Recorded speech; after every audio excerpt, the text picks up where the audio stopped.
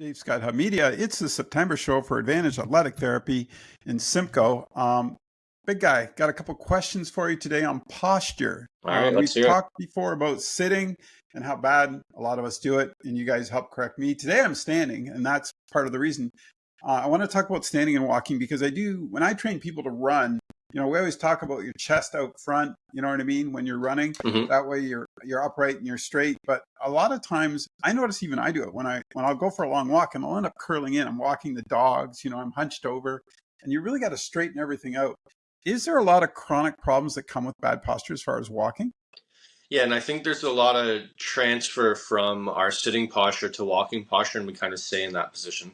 Most often, when we're sitting, kind of like I am now, leaning forward, we kind of get that little bit of a round in our back, or everyday activities, whether we're on our phone, computer, and we kind of stay in that position as we get into like the upright position. Oh, When we're standing up straight in a perfect world, we're going to have an inline, what's called like our plumb line. So, like your ears, the tip of your shoulder, your hips, and your ankle all kind of in line, which is great. More often than not, we're bent forward. And then we translate that to as we walk. With walking, running, anything where we're moving forward, our body typically needs to lean a little bit, which is fine because of the weight of our back leg. So we're kind of feeling that balance. But there's a big difference between bending forward and using our hips and moving forward. So then we can keep kind of everything nice and flat and straight as opposed to curling. So that is where I'd see like the most poor mechanics in walking. plus if you're leaning forward, you're not engaging your core. That's for the most part. And like you Yeah. can, has to be a trained thing and you have to be consciously aware of it. And the tough thing about posture is it's very easy for me or anybody else to say, well, you have poor posture while you're walking, try to fix it. Well, the best way to do it, because it's such a learned behavior, is to pick something out that you're doing already. So let's say you're walking the dog, and every time you walk by a stop sign or an intersection, use that as your reminder to get out of that curve position and straighten up a little bit.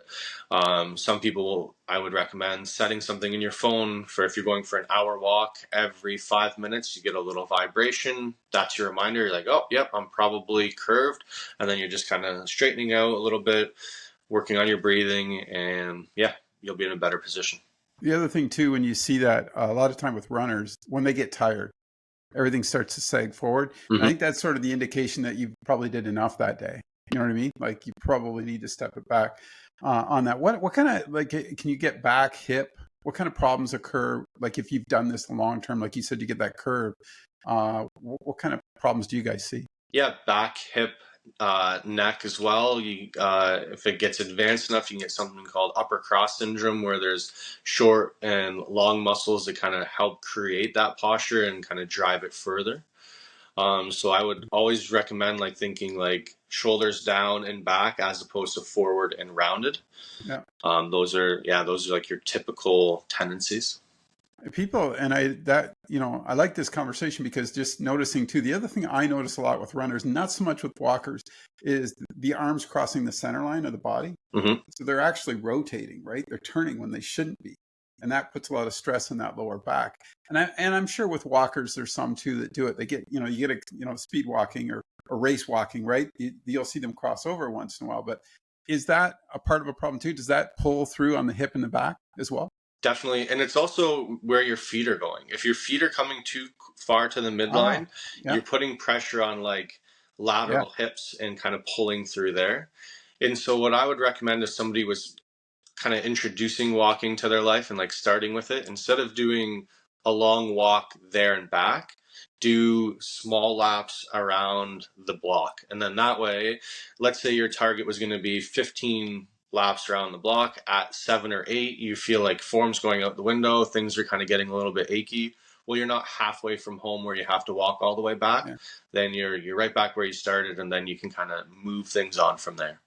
Is there anything, like you just said, there's some great advice there, but is there anything you can do, like you said, the little short walks, breaking it down? Is there anything you do on a daily basis? Like just, I like it because I have a standing desk. So that really helps me remind me of my form, right? So hmm I have that opportunity to do that. Is there anything like that that you'd recommend?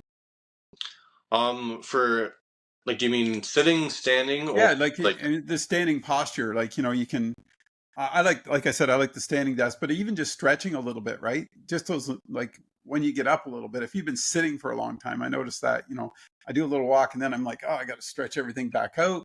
And it seems like that helps a little bit to realign things again to get going. Yeah, so one of those things that I recommend to patients who are working at a desk is put a sticky note somewhere that says like "get up and move," and make it a bright color. Change it from your right side to your left side, because if it stays in one spot too long, we get complacent. We don't even register it anymore. And then using that as your cue to like get up, walk, set those shoulders, take a couple steps, open things up, and then yeah, things will start to kind of get a little bit easier and become more of a routine. How do people get a hold of you? Where are you guys located? We're at 381 Cedar Street in Simcoe. And my last question, we talked, our last show that you and I did, Paige and I did last month, we talked a little bit about the Olympics. What was your highlight this year? A good question. I watched probably more than I should have, but I would have to say the 4x1 for the men's. Kind of an unexpected win. Huge to see Andre get another gold, and I think that put him second overall in all-time sprinting medals behind Bolt. So I thought that was really cool. Yeah, and I think I think he has the most as a Canadian athlete too, with Yeah. Penny. Yeah. They both have 7. So it was a great show. Wonderful to do the Olympics and see all that. And I always enjoy talking to you about sports. Can't wait to talk to you again. Take care, and I'll see you soon. All right. Have a good one.